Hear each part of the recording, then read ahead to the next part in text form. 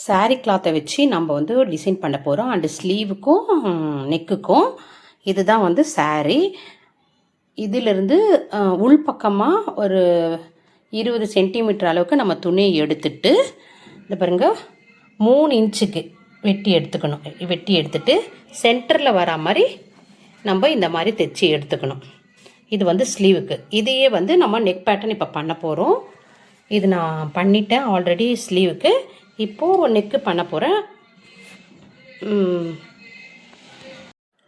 வாங்க வீடியோக்குள்ளே போகலாம். இந்த பீஸை நம்ம நெக்லேருந்து வெட்டி எடுக்கிறோம். இதுக்கு பதிலாக தான் வந்துட்டு சேரீலேருந்து எடுத்தோம் இல்லைங்களா, அந்த கிளாத்தை நம்ம ஜாயின் பண்ண போகிறோம். அது எப்படி தைக்கலான்றது பார்க்கலாம் வாங்க. பிடிச்சிருந்தா சப்ஸ்கிரைப் பண்ணுங்கள், லைக் பண்ணுங்கள், ஷேர் பண்ணுங்கள். இப்போ ஃபஸ்ட் எடுத்தோன்னா பேக்கை வந்து லைனிங்கை நம்ம ஜாயின் பண்ணிக்கணும். பண்ணிவிட்டு பாருங்கள் இந்த மாதிரி லைனிங்கை ஜாயின் பண்ணிக்கணும் நம்ம.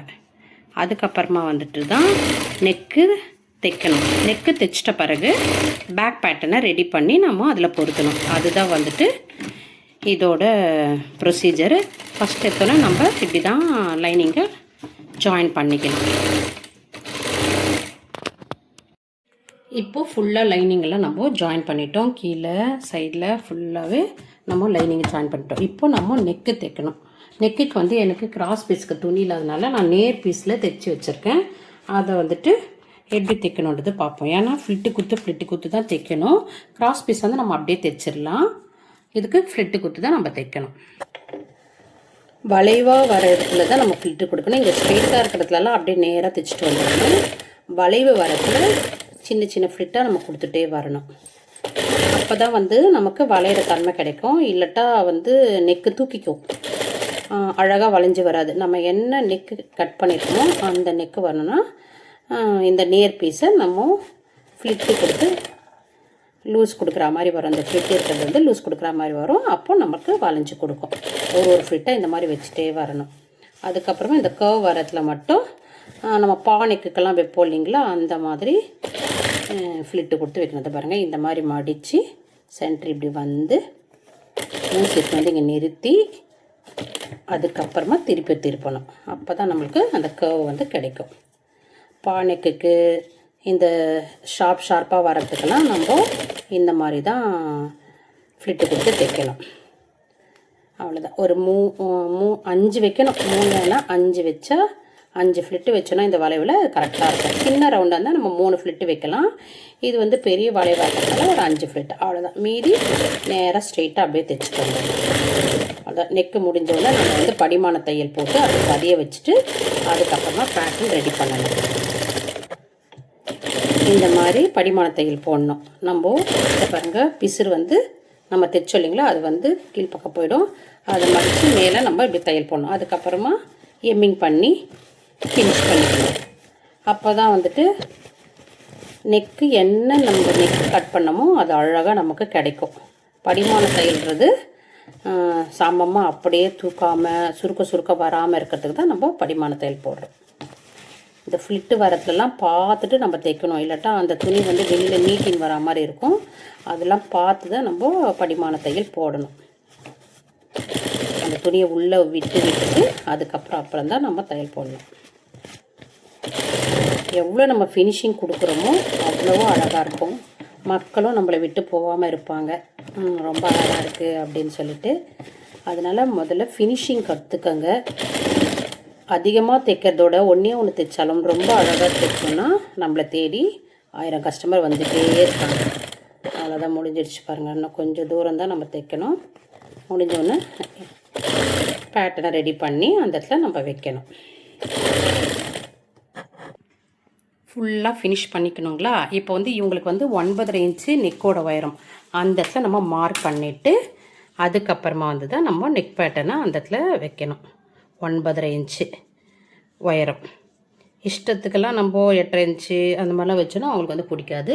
அவங்களோட நெக்கு உயரம் என்னவோ அந்த இடத்துல நம்ம மார்க் பண்ண 9.5 இன்ச்சில் இங்கே மார்க் பண்ணிவிட்டு அதுக்கேற்ற மாதிரி நம்ம பேட்டர்ன் ரெடி பண்ணணும். இப்போ இந்த ஷேப்பு தான் நம்ம பேட்டர்ன் கொடுக்க போகிறோம். இதை வந்து 2 பீஸாக எடுத்துக்க போகிறோம். இங்கேருந்து ஒரு கர்வு, இங்கேருந்து ஒரு கர்வு, அந்த மாதிரி 2 பீஸு நம்ம ரெடி பண்ணி வச்சுக்கணும். அதை பாருங்கள், இது ஒரு பீஸு, இது ஒரு பீஸு. லைனிங் துணி அண்டு கேன்வாஷு லைனிங் துணி அண்ட் கேன்வாஷு. இப்போ நம்ம இது மூணுத்தையும் ஒன்றா ஜாயின் பண்ணிக்கணும். பண்ணிவிட்டு இப்போது நம்ம அச்சு திருப்பணும். திருப்பினோன்னா நம்மளுக்கு மேல் பக்கம் வந்துடும். அச்சு திருப்பிட்ட பிறகு நம்ம வந்து படிமான தையல் போடணும். ஒன்றுத்துக்கு நம்ம படிமான தையல் போட்டால் தான் வந்துட்டு படிஞ்சு நம்மளுக்கு தைக்கிறதுக்கும் ரொம்ப வசதியாகவும் இருக்கும், அழகாகவும் இருக்கும். அதனால் எல்லாத்துக்கும் நம்ம படிமான தையல் போட்டுக்கணும். நம்ம அந்த புடையிலேருந்து உள்பக்கம் 20 சென்டிமீட்டர் எடுத்தோம் இல்லைங்களா, அந்த துணி தான் ஸ்டீவிட் வச்சுட்டு மீதி அதுக்கேற்ற மாதிரி தான் நம்மளால் டிசைன் பண்ண முடியும். அதனால் ஒரு பக்கம் பார்டராகவும் ஒரு பக்கம் மாங்காய் இருக்கிற டிசைனும் வருது. அதனால் இந்த மாதிரி போட்டோன்னா நம்மளுக்கு கரெக்டாக வரும். இதே பேட்டர்ன் நம்ம வெட்டி வச்சோன்னா அது வேறு மாதிரி டிசைன் கிடைக்கும். அதனால் துண்டு துண்டாக இலை ஷேப்பில் நம்ம துண்டு துண்டாக வெட்டி எடுத்துக்கணும். இந்த 3 துணி வச்சு கேன்வாஷ் வச்சு அழகாக ரெடி பண்ணிவிட்டா அந்த நெக்கை இந்த துணியில் வச்சு வரைஞ்சிக்கணும். நம்ம அப்படியே அதில் பேட்ச் பண்ணணும். இப்போது இந்த ஷேப்புக்கு ஏற்ற மாதிரி நம்ம இந்த பேட்டர்னை ரெடி பண்ணிட்டோம். பாருங்கள், மார்க்கிங் வந்துட்டு இந்த துணியை போட்டு அப்படியே மார்க் பண்ணிக்கணும். பண்ணிவிட்டு இதை ரிமூவ் பண்ணிடணும். பாருங்கள், 2 லீவ்ஸ் டிசைன் நம்ம வரைஞ்சோம் இல்லைங்களா, அது அப்படியே இங்கே ஜாயின் பண்ணிக்கணும். பண்ணிவிட்டு இதை நெக்கில் நம்ம பின் பண்ணிவிட்டு அதுக்கப்புறமா தைக்கணும்.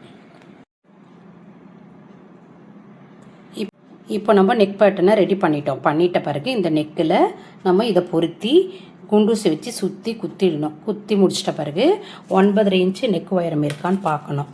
இந்த பாருங்கள், இங்கே ஷோல்டராண்டிருந்து வச்சு 9.5 இன்ச் கரெக்டாக இருக்கான்னு பார்த்துக்கணும். அதுக்கப்புறமா மார்பு சுற்றளவு 11, இந்த பாருங்கள் 11 இருக்கான்னு பார்த்துக்கணும். ஃபுல்லாக 23 இருக்கான்னு அப்படியே பார்த்துக்கணும். சென்ட்ரு தான் ரொம்ப முக்கியம், கோணெல்லாம் போயிடக்கூடாது. அதனால் சென்டரில் தான் நம்ம மார்க் பண்ணிக்கணும். இந்த பாருங்கள் 11. அதே மாதிரி இந்த சென்டர்லேருந்து இது வரைக்கும் அளந்தால் 11. நெக்கோட உயரம் 9 போச்சுன்னா மீதி கிளாத்தோட உயரம் நம்மளுக்கு 5.5 இன்ச்சு இருக்கணும். அது இருக்கான்னு பார்த்துக்கணும். ஒன்று ஒன்றா பார்த்துட்டு அதுக்கப்புறமா தான் வந்துட்டு நம்ம தைக்கணும். அதே மாதிரி அகலம் வந்து 3 7 இன்ச்சு. இந்த பாருங்கள் 7 குறுகியெல்லாம் இருக்கக்கூடாது. நம்ம 1/4 இன்ச்சு அச்சு திருப்பணும் இல்லைங்களா, அதில் கொஞ்சம் வந்திருக்கும். அதனால 7.5 இன்ச்சு வந்திருக்கு. கரெக்டாக எல்லாமே அக்யூரேட்டாக நம்ம கணக்கு எடுத்துகிட்டு அதுக்கப்புறமா வந்துட்டு தான் நம்ம ஃபினிஷ் பண்ணணும். இப்போது இங்கே தையலை ஓட்டி இதை முடிச்சிடணும். அவ்வளோதாங்க. இந்த டிசைன் பிடிச்சிருந்தா சப்ஸ்கிரைப் பண்ணுங்கள், லைக் பண்ணுங்கள், ஷேர் பண்ணுங்கள். நீங்கள் வந்து பேட்டர்னை ரெடி பண்ணிவிட்டு மெஷர்மெண்ட்டை பார்த்துட்டு இந்த மாதிரி பண்ணிங்கன்னாவே உங்களுக்கு கரெக்டாக வந்துடும். இது நம்மளுக்கு துணி பத்தாதனால, அதாவது 20 சென்டிமீட்டர் துணி தான் எடுத்தோம் இல்லைங்களா, அதனால் துணி பத்தாதனால நம்ம தனித்தனி லீஃப் டிசைனில் கட் பண்ணி எடுத்துகிட்டு கேன்வாஷ் வச்சு லைனிங் வச்சு அடிச்சு திருப்பிட்டு நம்மளுக்கு என்ன ஷேப்போ அந்த ஷேப்புக்கு இங்கே கொண்டு வந்துட்டோம். அவ்வளோதாங்க. தேங்க்யூ. நம்ம ஃபினிஷ் பண்ணி முடிச்சிட்ட பிறகு ரெண்டும் கரெக்டாக இருக்கான்னு பார்த்துக்கணும். அந்த பக்கமும் இந்த பக்கமும் கரெக்டாக இருக்கான்னு பார்த்துக்கணும். அப் அண்ட் டவுனாக இருக்கக்கூடாது. இதை பாருங்கள், எப்படி பார்த்தாலும் இதை பாருங்கள் கரெக்டாக வரணும். பி ஷேப்பு அண்டு 2 இதுவும் கரெக்டாக இருக்கான்னு செக் பண்ணிவிட்டு தான் நம்ம வந்துட்டு ஃப்ரண்ட்டெல்லாம் ஜாயின் பண்ணணும். முக்கியமானது, மிஸ் பண்ணிடாதீங்க. நான் ஒவ்வொரு வீடியோவும் போட்டுட்டு தான் இருக்கிறேன். ஒரு நாளைக்கு என்ன ஸ்பெஷலாக நான் பண்ணுறேனோ அதை உங்களுக்கு வீடியோவாக போடுறேன். நீங்கள் பார்த்து கற்றுக்கங்க.